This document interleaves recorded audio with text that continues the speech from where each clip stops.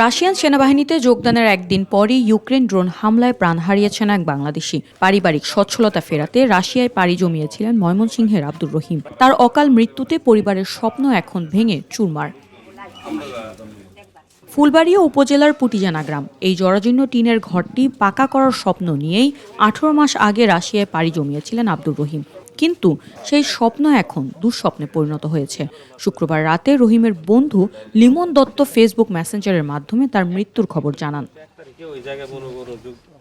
এক দালালের প্রলোভনে পড়ে গত 1 মে রুশ সেনাবাহিনীতে নাম লিখিয়েছিলেন তিনি। কিন্তু নিয়তির পরিহাস, যোগদানের মাত্র 24 ঘন্টা পর 2 মে ইউক্রেন সীমান্তের কাছে এক ড্রোন হামলায় প্রাণ হারান রহিম।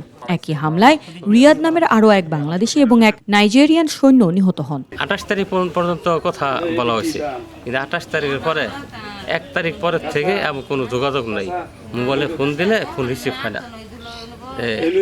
আমি যা জানতে পারলাম তার সাথে আরও 3 জন ছেলে ছিল, 3 জন বাংলাদেশি। তার মধ্যে এক ছেলে মারা গেছে কিশোরগঞ্জের, এটা ফেসবুকে দিয়ে দিছে। আমার ছিল তার সাথে।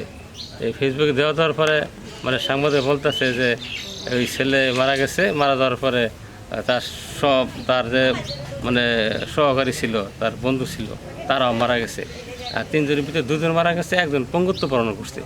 পঙ্গুত্ব বরণ করার পরে ওই ছেলের মারফতে তার পরিবার এবং তার ছেলে মারফতে আমি জানতে পারলাম যে আমার ছেলে ওই জায়গায় মারা গেছে। মিথ্যা কথা কয়ে নিয়ে আমার বাবারে ধ্বংস করলো, আমার বাড়ি ঘর সব ভাঙ্গা, বাবা গেছে বাড়ি ঘর সব কিছু মাঝে মাঝে বিক্রি করে আমি বিদেশ পাঠাইছি, আমি অনেক নিঃস্ব হয়ে গেছি।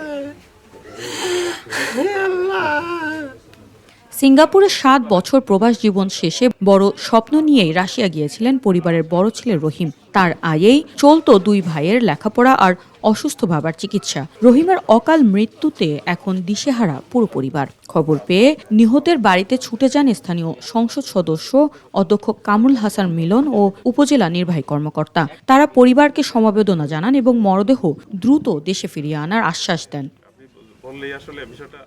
ঋণের বোঝা মাথায় নিয়েই এখন অনিশ্চিত ভবিষ্যতের দিকে তাকিয়ে রহিমের পরিবার। কেবল একটু সচ্ছলতার আশায় যাওয়া সেই রহিম এখন নিথর দেহ হয়ে ফিরবে কিনা সেই অপেক্ষায় দিন কাটছে স্বজনদের।